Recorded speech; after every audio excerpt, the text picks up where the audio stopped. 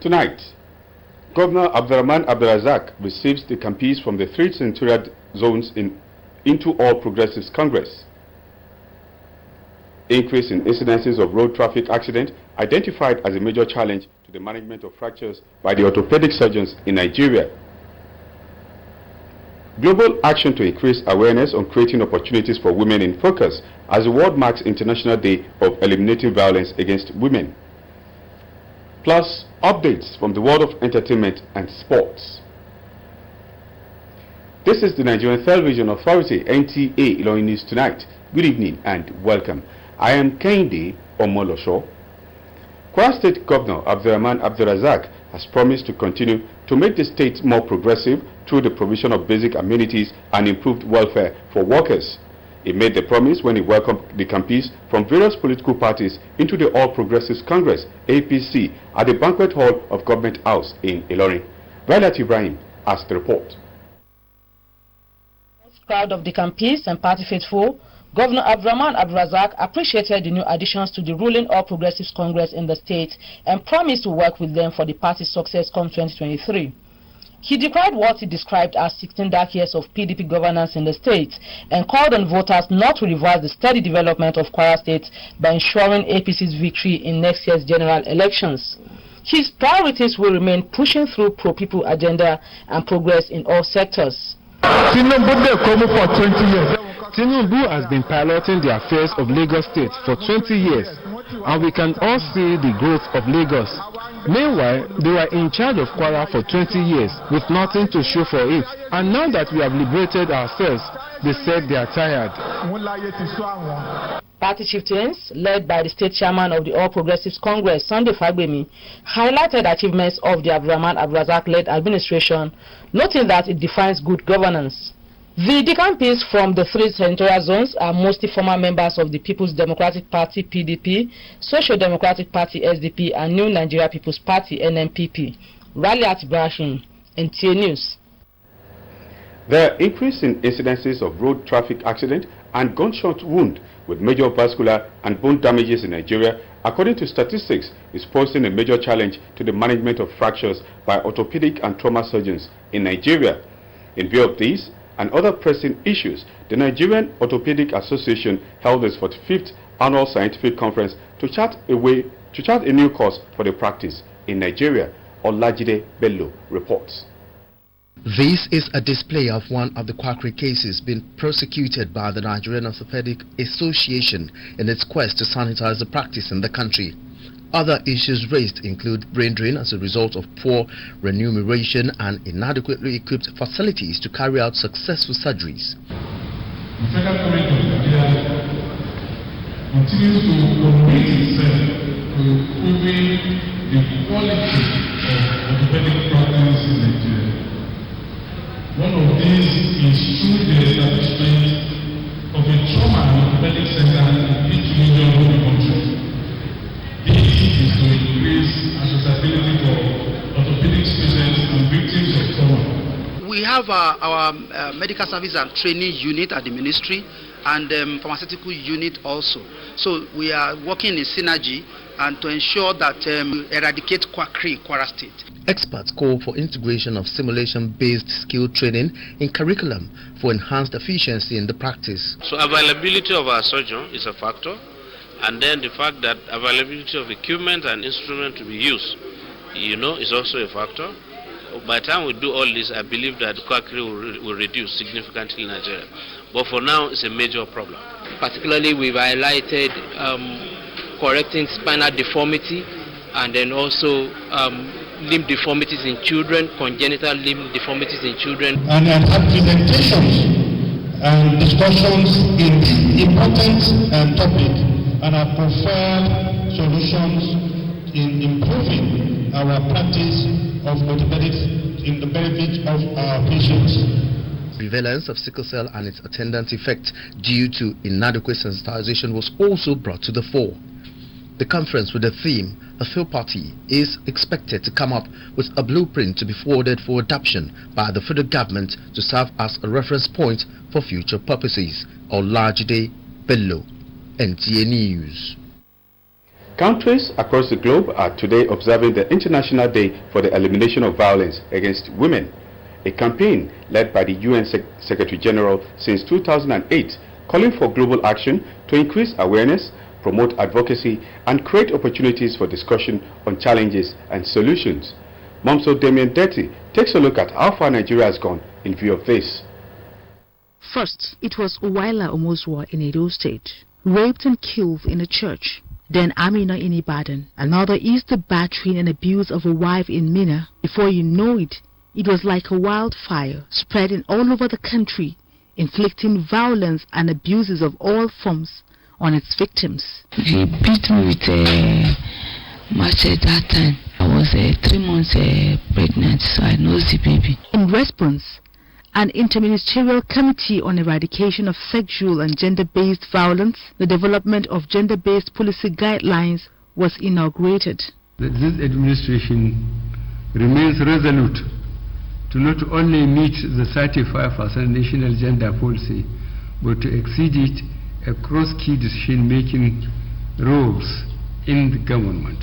The federal government of Nigeria, with the EU-UN Spotlight Initiative, established a national gender-based violence situation room. Real-time data to provide evidence-based planning and monitoring of the issues and concerns of women and children, including the girl child. If somebody beside your house rape someone and there's a serious punishment method on that person, another person wants to try to remember. And this punishment must be shown. They must show us. Furthermore, are the economic empowerment programs under the National Social Investment Program, as well as the promotion of fundamental human rights and freedom. While all these are at different levels of implementation, there are indications that positive results are being recorded, but more needs to be done. Members of the Ansaruddin Society of Nigeria are brainstorming at a retreat in Ofa, headquarters of Ofa local government area of Kwara State, on how to cope with the challenges of the 21st century and how to move the association to greater heights.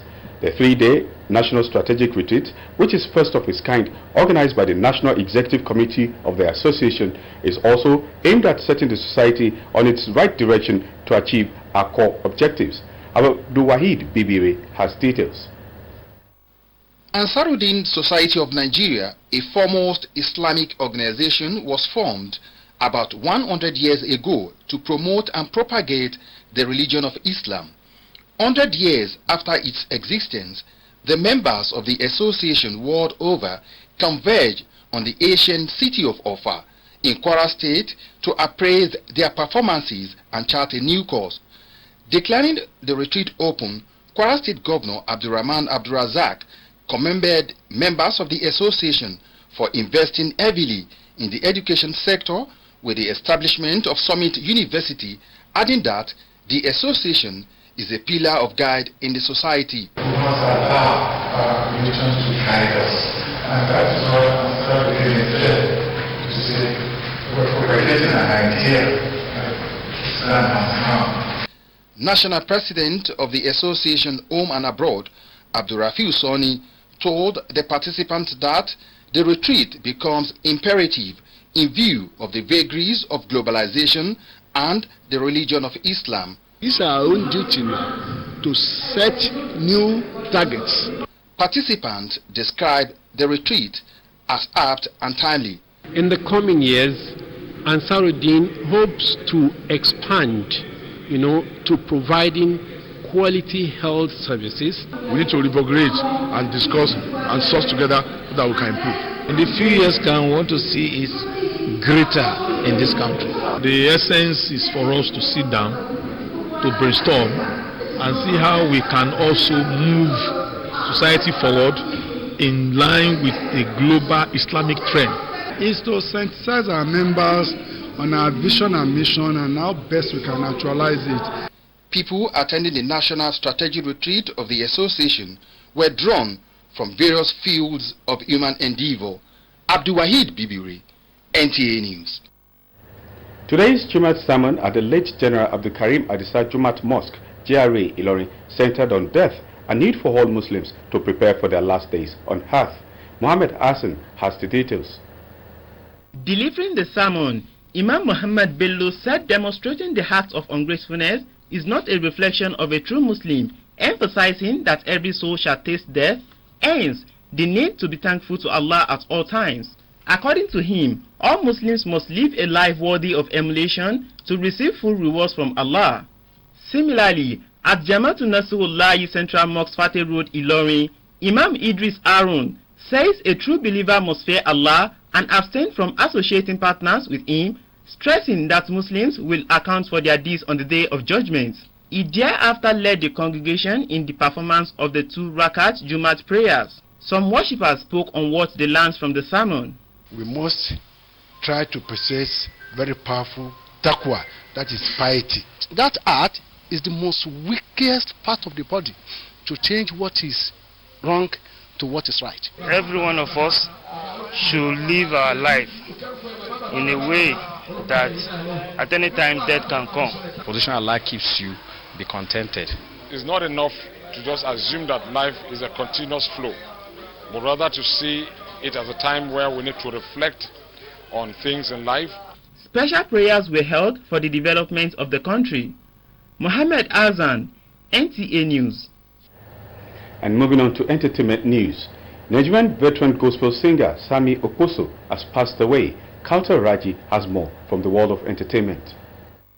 Nigerian gospel singer Sami Okposo, who made it to the limelight with his hit song Welu Welu, has been confirmed dead by his project manager Hilary Vincent at the early hours of today.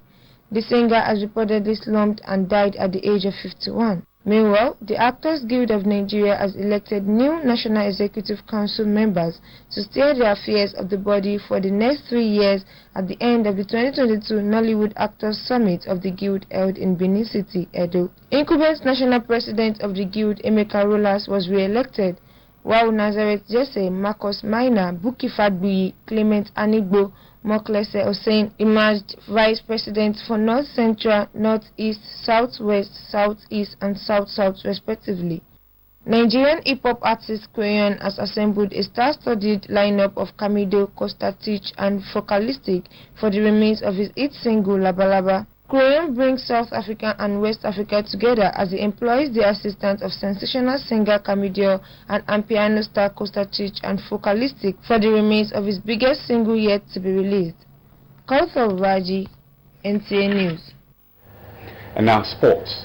Nigerians have been assured that the forthcoming National Sports Festival, tagged Delta 2022, will still hold as scheduled. Olufemi Olaleye has details of this and more from the world of sports. The co-chairman of the local organizing committee, Tonobok Okowa, says the game will hold a scheduled amend report about a possible shift in dates for the event, insisting November 28 to December 10 dates remain intact. Sports festival is going to go as agreed. This is because of the rumor that has been going out there, People saying that the sports festival is about to be postponed. There is no plan to postpone the sports festival. Bayelsa State Governor Senator Dawi Diri a splash card gift on the state female football team. Bayelsa Queens for emerging third position in the Confederation of African Football recently concluded in Morocco. The governor called on the state private sectors to support sports development in the state. Meanwhile, Iran struck 2 goals in the injury time to beat 10-man Wales in the ongoing FIBA World Cup, as Wales goalkeeper Wayne was sent off for a foul outside the penalty box. The man see Iran move to the second position in Group B as they await England and USA fixtures for 8 p.m. Nigerian time. With sports updates, Olufemi Olaleye, NTA News. Sports update concludes our package on News Tonight. Good evening.